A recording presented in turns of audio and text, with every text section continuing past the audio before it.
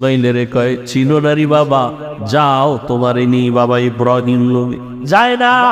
এক পর্যায়ে যখন কান্নার অবস্থা, নবী চিন্তা করলেন মায়ায় যদি পইরা যাই না জানি আল্লাহর পরীক্ষায় ফেল করি।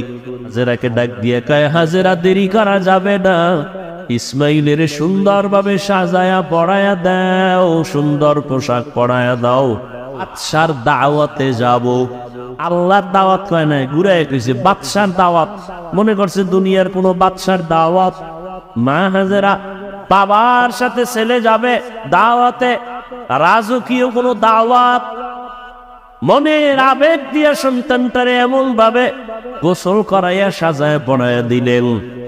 এবার বাবার হাতে তুইলা দেয়, সন্তান ঘর থেকে বাবার সাথে রওয়ানা। মা হাজেরা ঘরের বাইরে নাই না, চোখের পানি মুছে আর কান্না করে।